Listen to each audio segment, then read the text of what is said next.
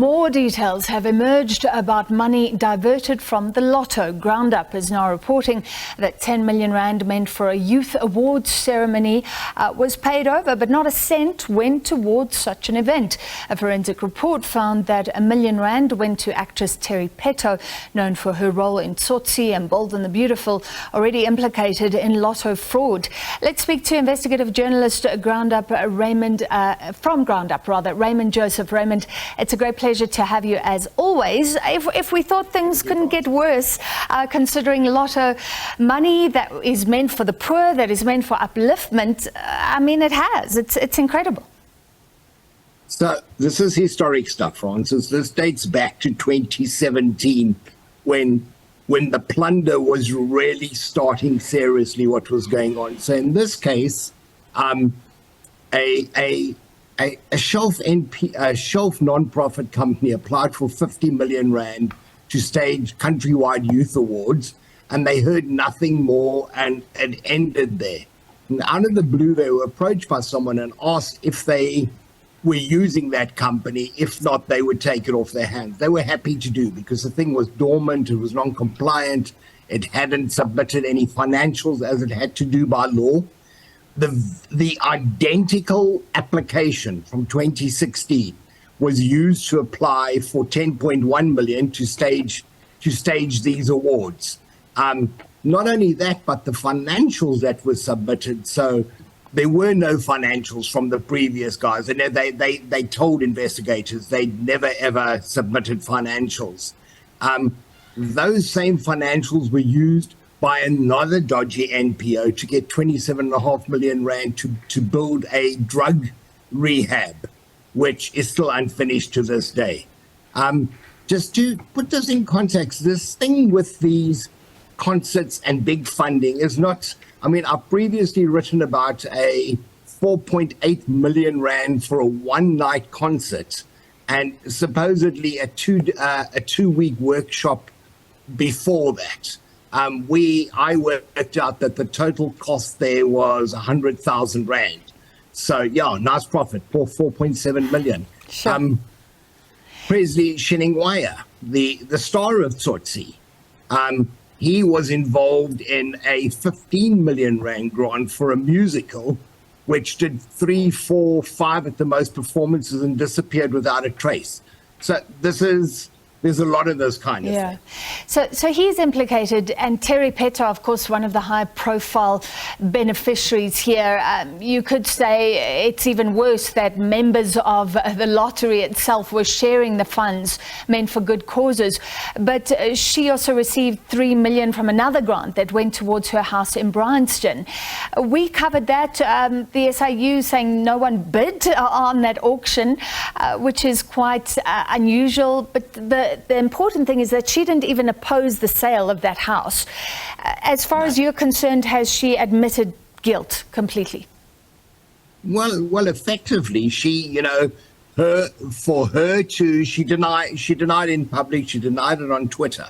But what she didn't do is, when push came to shove, is to oppose it and come with evidence about the money being legitimate. So just a bit of context there. 3 million rand came from another grant. We've got another million here. The house was bought. It was a brand new house built for her. It was paid 5 million rand in cash. We know where 4 million came from. Possibly she had 1 million rand of her own, just to round up to 5 million. The recovery of assets is one thing that's different to a criminal probe and going to jail. Is anyone going to go to jail? Well, so I sat in a portfolio committee I listened in of the DT Trade and Industry and Competition Committee today, and this very issue was raised. And Barney Patiana, who is the chairman of the board of the lottery, the new chairman of the board of the lottery, said that both he and the minister Ibrahim Patel were perturbed about the fact that there hadn't been any prosecutions yet, and that they were engaging with the NPA to find out what was going on. The point was made that it's all very well getting money back, recovering money, but people also need to be held accountable, and that point was made very, very strongly today. All right, so we will follow to see if action follows that. You said this comes from an SIU report presented last year, and it is historic information. You've been reporting for years, then the SIU started investigating. A lot is coming out. How much more is there to come? Are you sitting on any other important names, Raymond? I am. To be honest with you, I'm a bit overwhelmed by the sheer scale of this thing. I'm pretty much have been working on this on my own. Yeah. And the way that I do it, I guess other journalists might understand it, is I collect evidence in folders. And once I've got a viable story, I'll then work on it and take it over the finishing line. I've got so many of those. SIU in Parliament late last year said that they were investigating 1.4 billion rand in dodgy grants. I can tell you that 1.4 billion is conservative. They keep getting complaints. They keep adding to the investigation.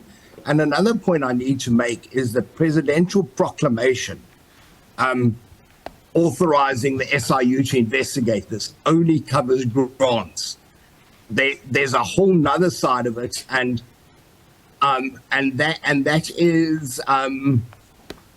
that covers procurement, the whole area of procurement, and that's another can of worms. I believe that's as big, if not bigger, than what was stolen through grants. This thing is massive. I do need to say it's so big and so wide, and it's going to take so much work. I don't think we'll ever get to the bottom of the full extent. This thing's got to end somewhere. Yeah, incredible. And I do think that some people will walk away. But I believe that it runs into billions, and it's been going on for many years. Got worse from about 2016, 17, and it took off from there. But the lottery has been plundered for many years. But those years, once they brought in proactive funding, where the board itself could decide what to fund, that opened the floodgates. Yeah. It was a change in the law. All right. Well, thank you for being with us. And of course, you've been key in unraveling a lot of the details. That was investigative journalist from Ground Up, Raymond Joseph.